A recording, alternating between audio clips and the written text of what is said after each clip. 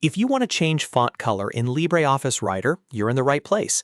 In this quick tutorial, I'll walk you through the exact steps to change the color of any text in your document, whether you're editing a report, a letter, class notes, or any other file.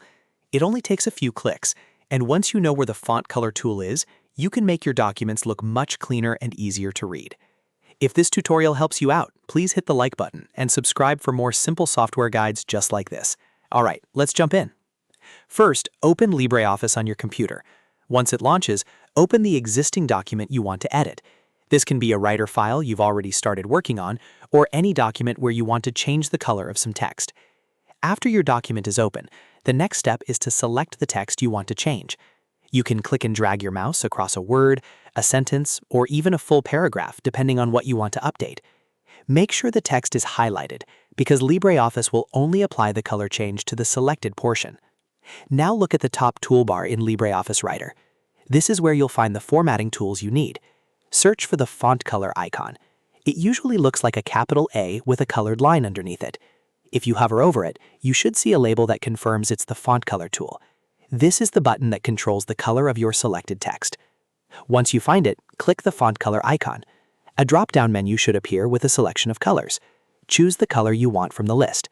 You may see common options like red, blue, green, black, or other shades depending on your version of LibreOffice.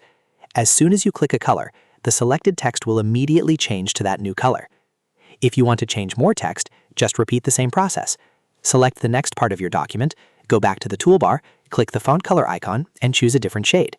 This is really useful if you want to highlight headings, emphasize important points, or make certain sections stand out from the rest of the page. A quick tip here. If you don't see the exact color you want right away, spend a moment exploring the drop-down options. Some versions of LibreOffice also let you access more advanced color choices, so you can pick a custom shade instead of just the default ones.